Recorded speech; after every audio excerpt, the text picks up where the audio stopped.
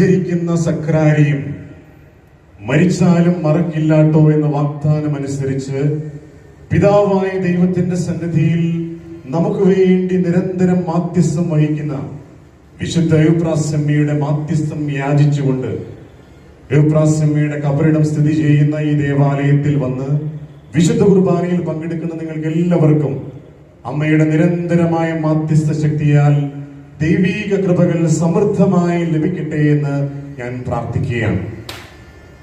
വിശുദ്ധ എവുപ്രാസ്യമ്മയോട് എനിക്ക് വലിയ അടുപ്പമോ ഭക്തിയോ ഉണ്ടാകാതിരുന്ന ഒരു കാലഘട്ടം ഉണ്ടായിരുന്നു.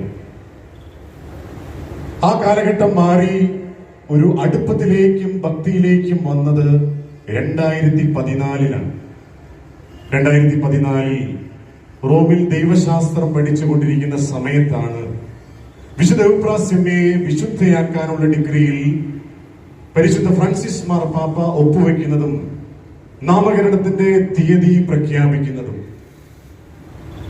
സ്വാഭാവികമായ ഒരു തൃശൂർക്കാരൻ എന്ന നിലയിൽ എനിക്ക് വലിയ അഭിമാനമുണ്ടായി. ഒപ്പം സ്വാർത്ഥമായിട്ടുള്ള ഒരാഗ്രഹവും. ഞാൻ ഇപ്രകാരം എവുപ്രാസ്യമ്മയോട് പ്രാർത്ഥിച്ചു, ഈ നാമകരണത്തിന്റെ വിശുദ്ധ കുർബാനയിൽ ഡീക്കനായി ശുശ്രൂഷ ചെയ്യാനുള്ള ഒരു ഭാഗ്യം എനിക്ക് തന്നിരുന്നെങ്കിൽ.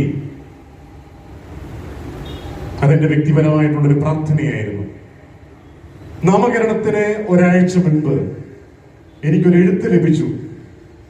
അത് പേപ്പൽ സെറിമണി മാസ്റ്റർ ആയിട്ടുള്ള മോൺസിഞ്ഞോർ ഗുയിഡോ മരീനിയുടെ കത്താണ്.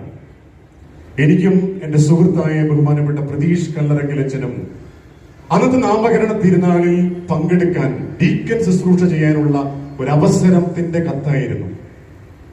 വിശുദ്ധ എവുപ്രാസ്യമ്മയോടുള്ള എന്റെ അടുപ്പം ആരംഭിക്കുന്നത് ആ നിമിഷം മുതലാണ്.